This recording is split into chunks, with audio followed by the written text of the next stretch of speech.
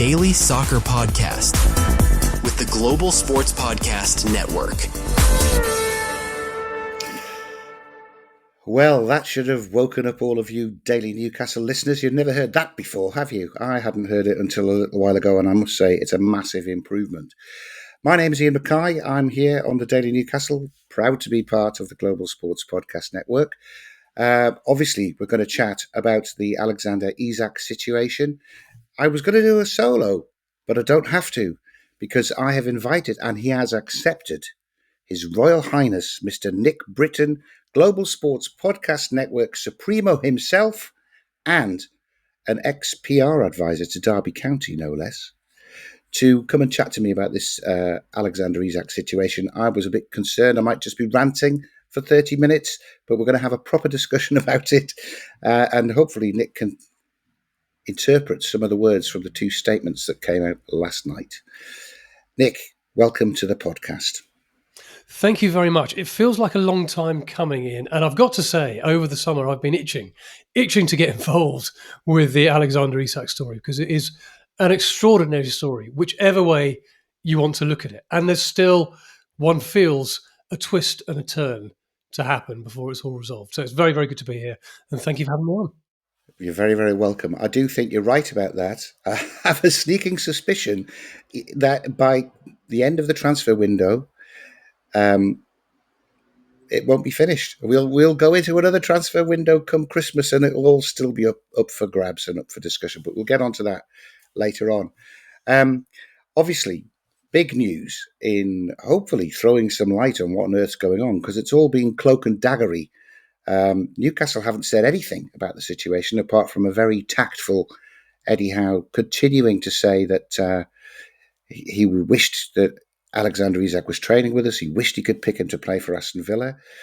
And a lot of hot air or a lot of observation being made by various journalists and social media guys, presumably having been briefed by the Isak camp. Lots of noisy Liverpool fans saying that we ought to free him and he should go on hunger strike or something like that. But last night, there seemed to be some, the main participants commented. First of all, Alex Isak apologised for not attending the Footballer of the Year Awards or the Team of the Year Awards because he didn't feel it was right. He stated, and I know you'll go into more detail because being in PR, you're going to think the words are important.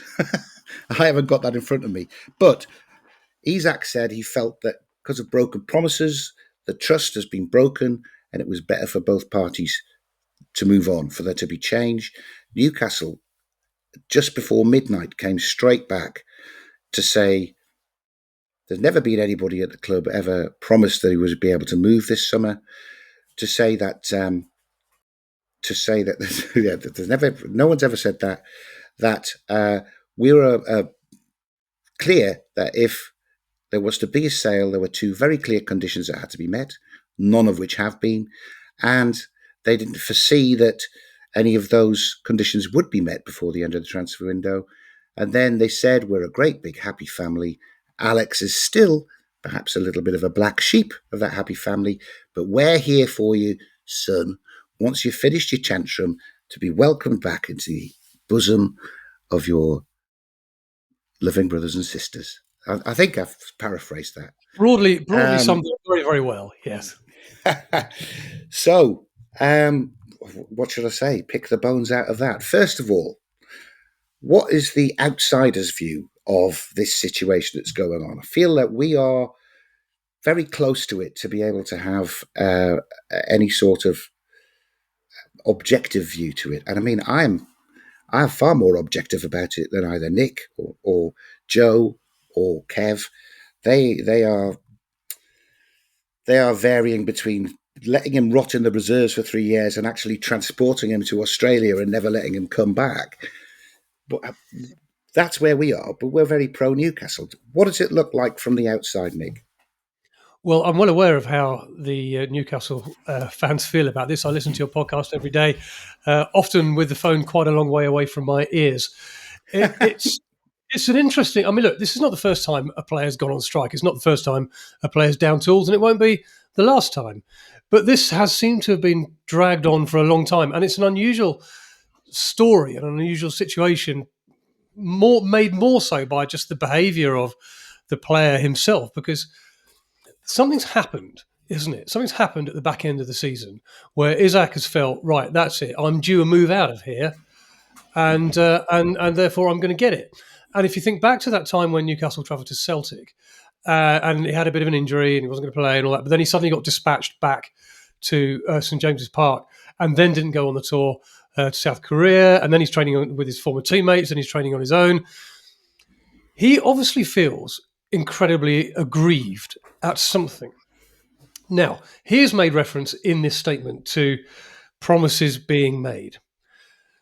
As always, I mean, it's a very easy get out, isn't it? It's a very easy get out to say, oh, yeah, somebody behind the scenes told me this, and to take it at his word. The reality is he's under contract. And whilst he's under contract, the club can and will and should rightly be able to dictate, excuse me, dictate what happens to him, where he goes, whether he plays, whether he's sold, etc., etc.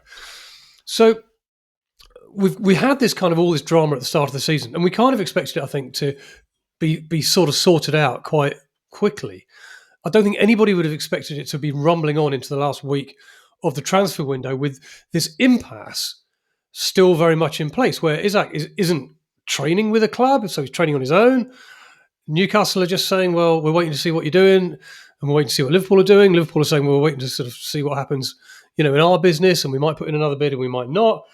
And there's every chance, actually, come September the 2nd, that Newcastle will still have Alexander Isak on the books. And then comes the situation of, well, we can't afford to just let him rot. We've got to have to play him because A, he's a very good player, and B, we haven't got anybody else who's as good as him because we've not been able to go out and buy anybody.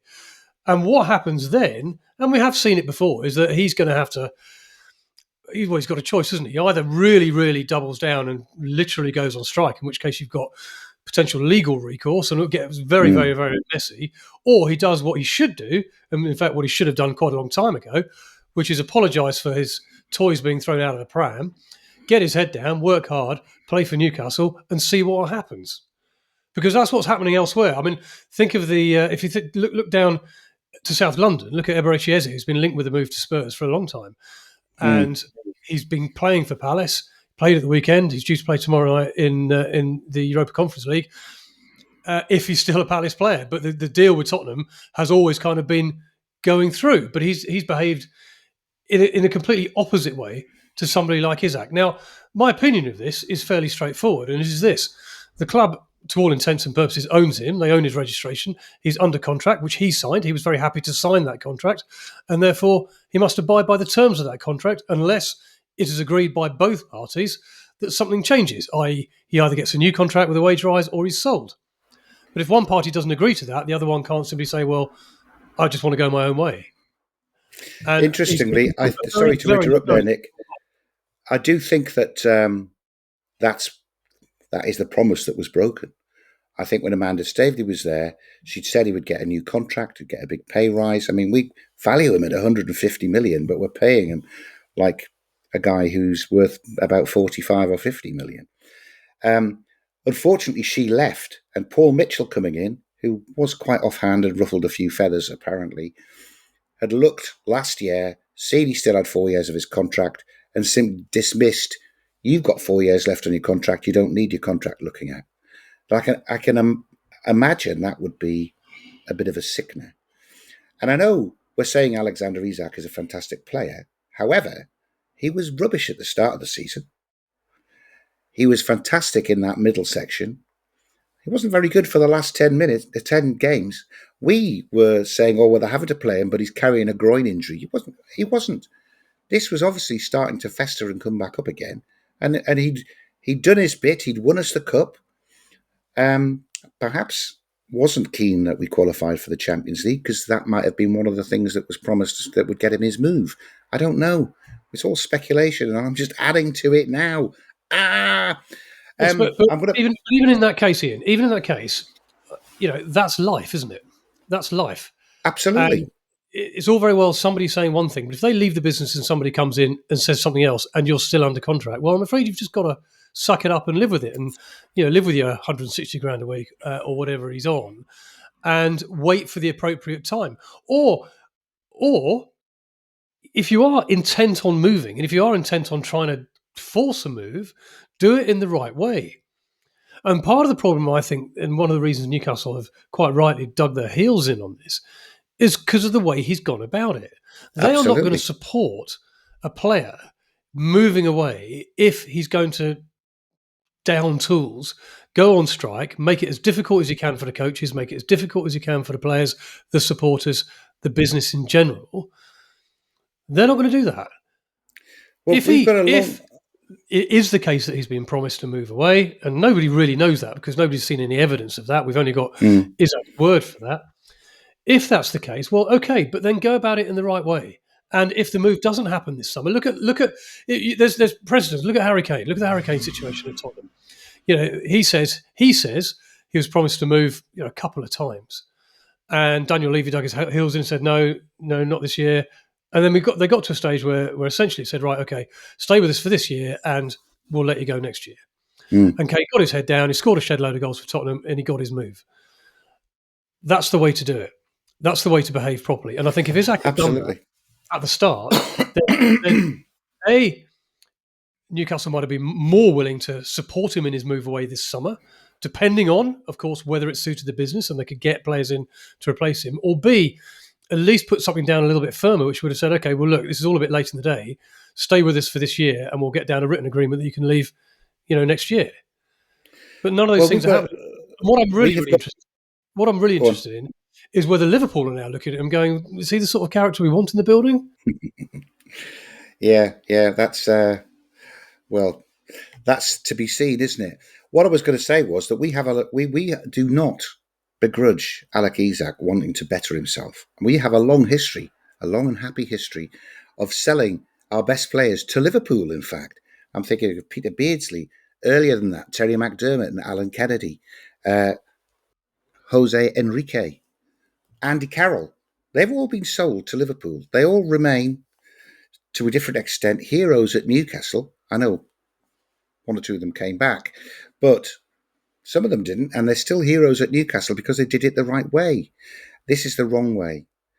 I'm going to pause there, Nick, so we can get an advert in. Otherwise, we'll be on for an hour. We could be on for an hour, but let's just have a word. Is this still the dulcet tones of Ken? We'll find out. Your body is unique. And Global Sports Podcast Network has partnered with Bioniq, the world's most personalised supplements. Bioniq provide 100% tailor-made supplements designed to deliver precisely what your body needs at exactly the right levels to optimise your health. No guessing. So click the link in the show notes. Use the code GSPN 2025 for 40% off your first month's subscription. Bioniq. Don't settle for off-the-shelf solutions made for just anybody. Get what's right for you.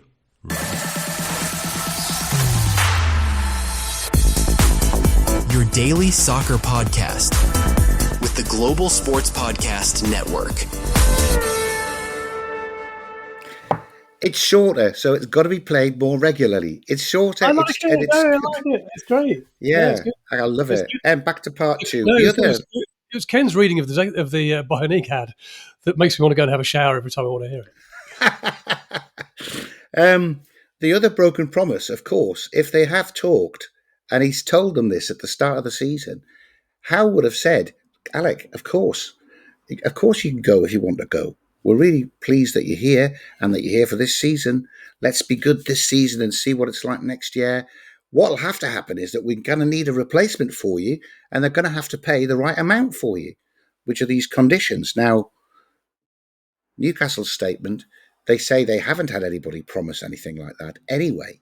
But I'm sure if they've talked about it, those conditions would have been made clear. And they are clear. Everybody knows those conditions. They talked about 150 million valuation before the end of the season, if anybody wanted to come for him. So, yeah, and I would just like to observe, by the way, that any broken promise that can't be proven doesn't carry as much weight to be acting upon as that written contract that Isak signed that still has 3 years to go. Well, correct. I mean, I'd like to see production of an email or a letter or some kind of what we call a permanent copy of record that says, yep, we'll let you go. Because otherwise, it is a very, very easy thing to say. Yeah, I've been promised this or I've been promised that. Well, okay, let's hear a bit more about who and when and where, and can you substantiate that? Because if you can't, well, it doesn't really mean very much, does it? Well, his agent has been painted in a dubious light because of previous acts. I mean, he's banned from some of the Dutch clubs from even being on the premises for how he's acted before. I believe this is his last big deal. This is a pension that he's creating by forcing this deal through.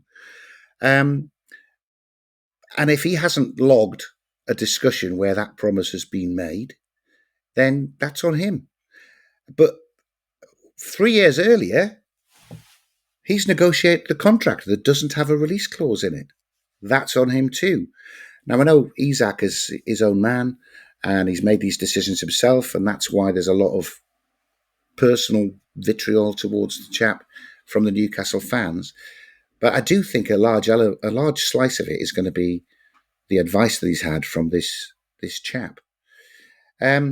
Anyway, that was what Isak said. Newcastle came out quite clear with quite a short statement, but very much to the point, as I said, reiterating they have got nowhere near either of the two conditions that were needed to be able to facilitate a sale, that they don't foresee that taking place before the end of the transfer window, but the door left wide open, almost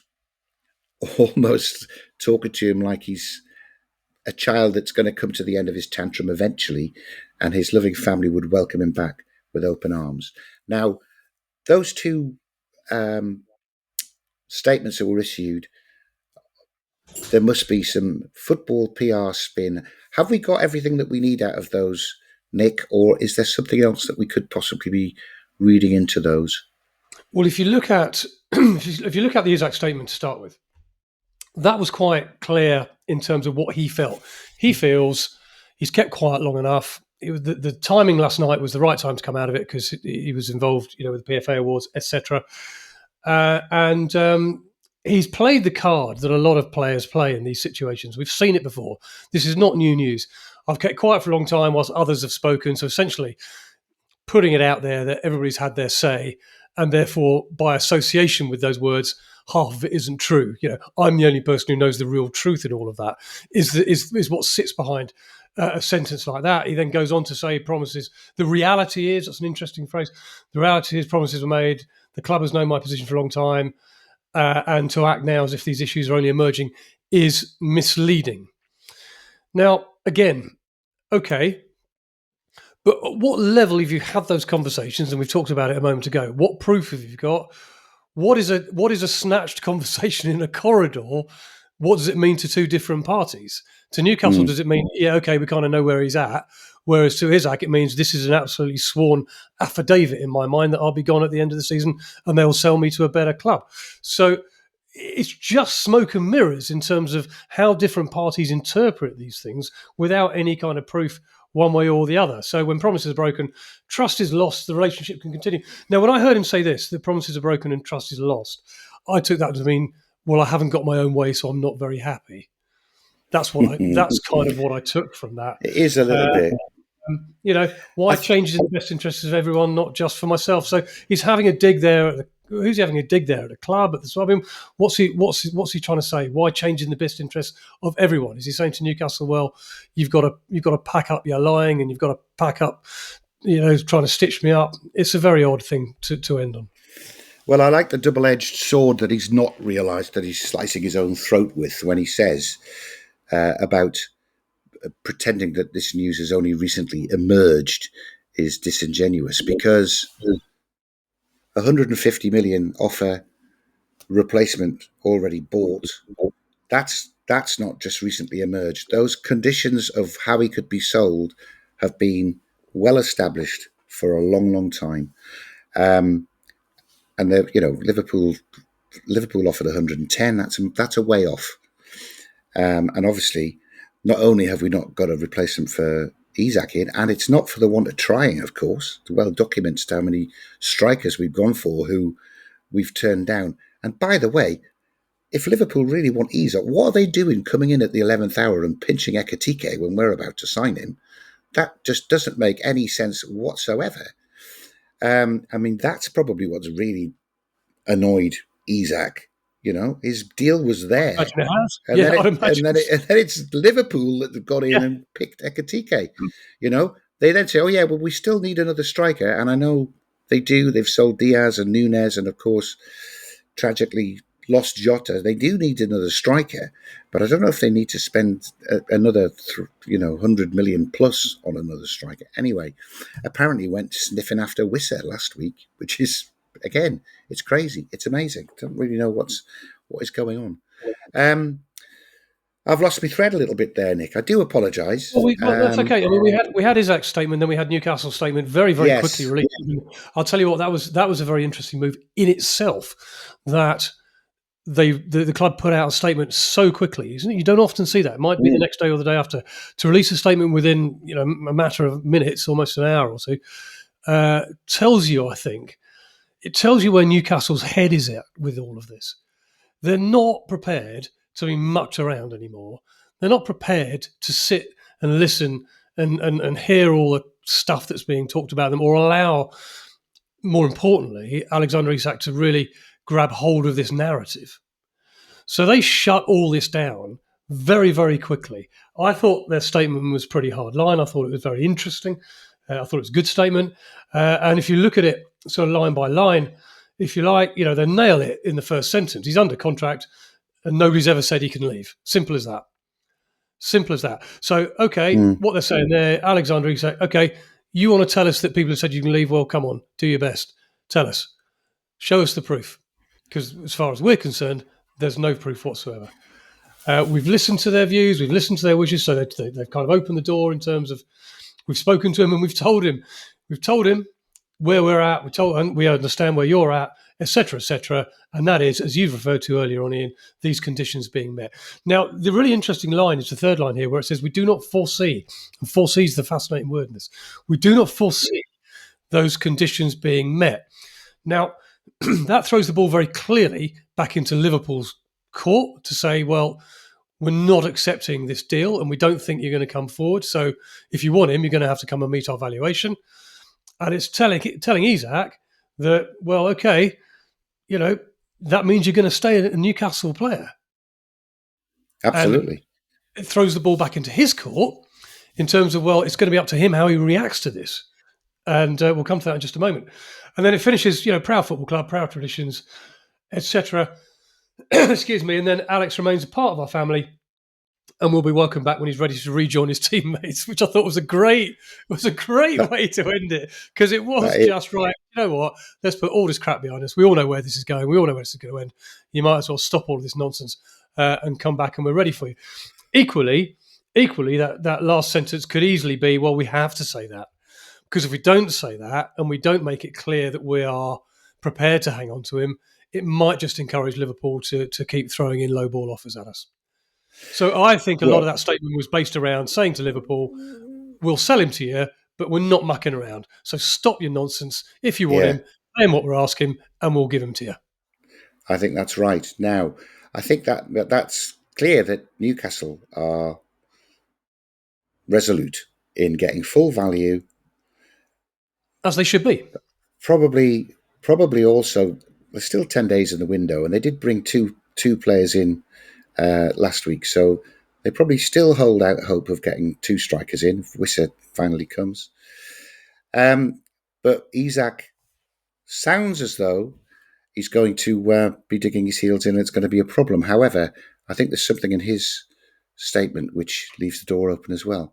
But I'm going to do this and then ask you to do the Zencastr advert, please.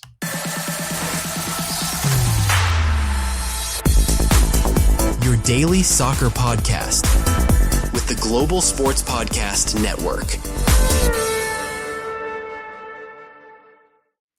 Here at the Global Sports Podcast Network, we spent a lot of time selecting our delivery platform. And Zencastr came out the clear winner. This is true. It's not just an ad, by the way. We did, when we were creating the GSPN a couple of years ago, we looked at all sorts of platforms. And Zencastr was indeed the best. With 4K video recording from your phone, AI editing that automatically removes all those ums and ahs, in brackets, all those swear words coming out of the Geordie mouths. It's super easy to start a podcast. Sounds great and is delivered efficiently. If you're ready to tell your story, check out the link in the show description to learn more about Zencastr. That's incredible, Nick. Nobody interrupts the advert to actually verify the facts that are being told on a sales piece before. That's very, very good. And to be fair, if you're a little old bloke like me who's not very tech savvy, but you can produce your own podcast on your own, it just shows how easy and efficient it is. Anyway, go back to what Alexander Isak said in that last paragraph about where he was. Yes. So it's again.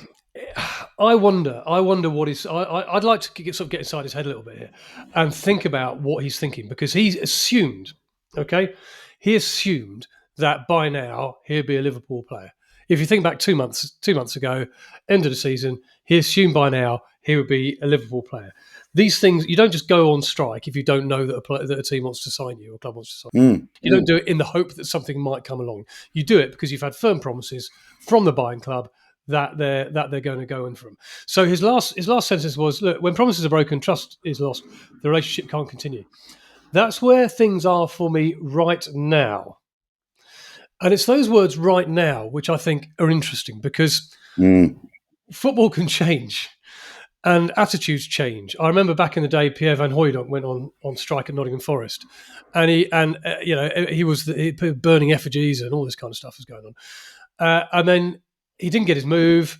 It was a very similar circumstance. He had to come back to Forest. He came back to Forest, scored a couple of goals, kissed the badge, and everything was right in the world.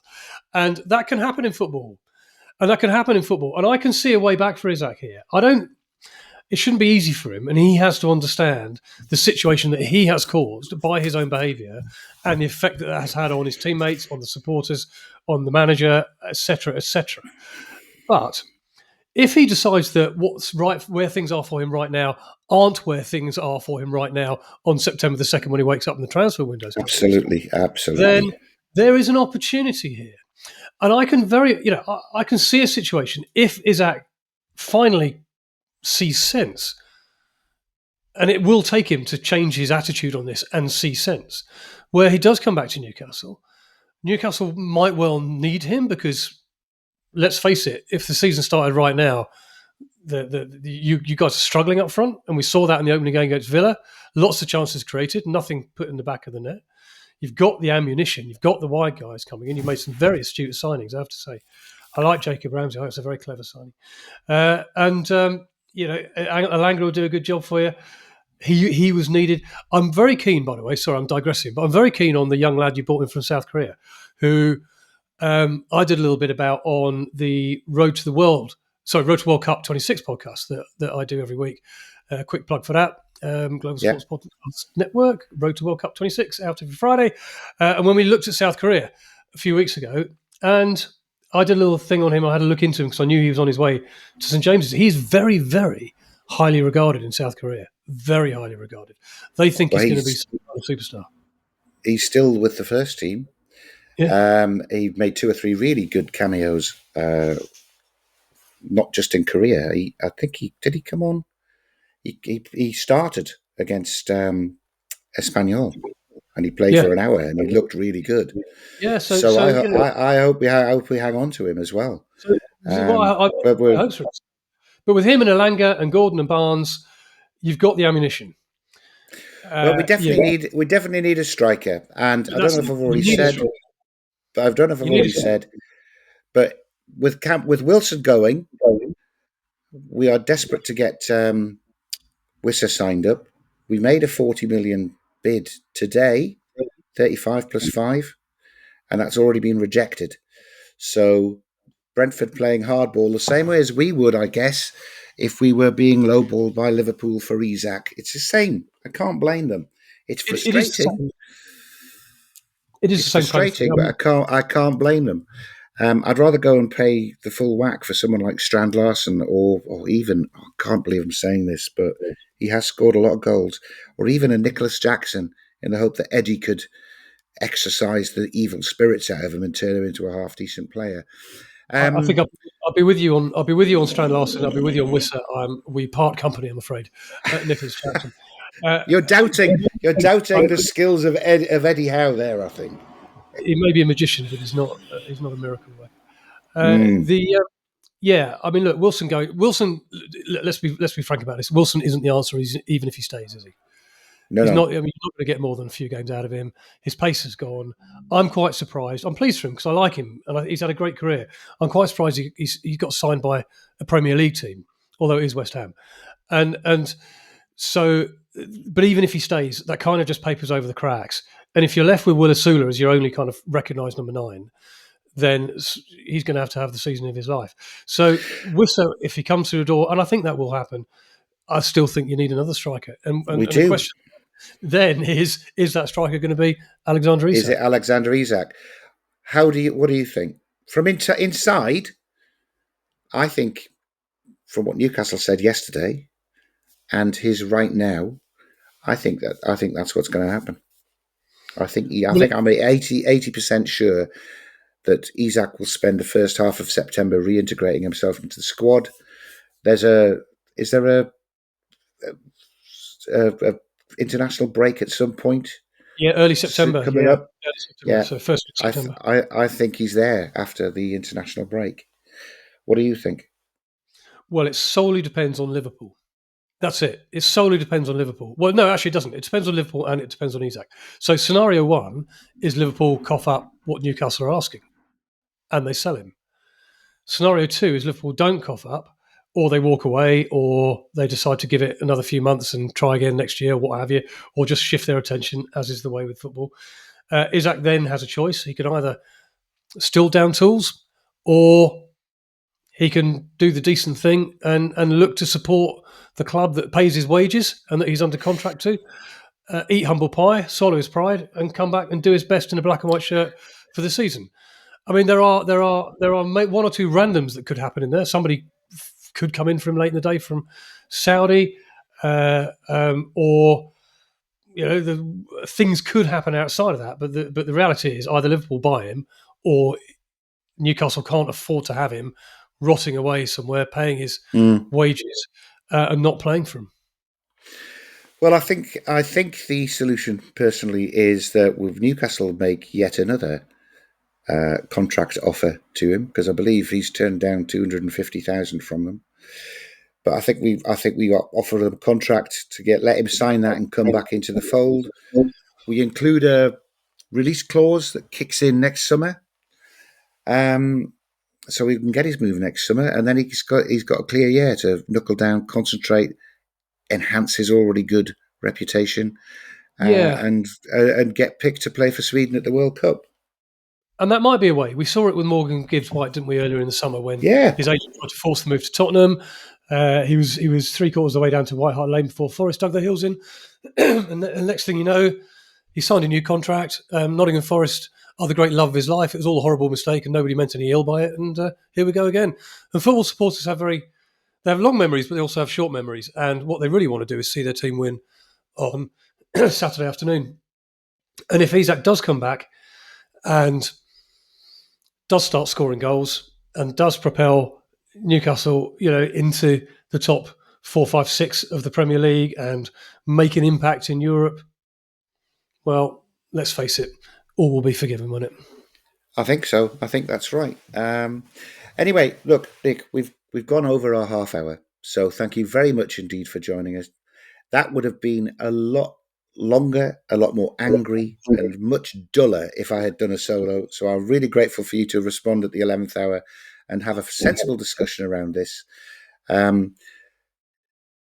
I'm also really grateful that as a neutral, you appear to be entirely backing Newcastle United's stance and thinking that Isak is actually reverted to a 6-year-old child, had a big tantrum, thrown all of his toys out the pram, and is now going to come back looking down at his feet and hope that his happy family will welcome him back. Yes, not my words exactly, but the sentiment is broadly there. I think when a club owns the player's registration and the player has signed a contract, he should abide by it unless both parties agree otherwise. And when they don't, as is the situation here, the club should have the final say. But it's been a real pleasure, Ian. Thank you very much indeed for having me on. You're very welcome. And thank you to all of our listeners for tuning in. You've got a special treat tonight with the man just 2 steps down from Keir Starmer. No, I was going to say God, but then I thought that would offend half of the people in the world, certainly Americans. Our Supremo, Mr. Nick Britten. It's been a pleasure. We will be back tomorrow. Also, we're already talking about some new extra bonus podcasts with the Liverpool boys coming out on Monday morning. So we've got to record that on Sunday with them. That'll be good. No doubt Alexander Isak might get mentioned once or twice during that chat. Thanks for listening. We're back soon.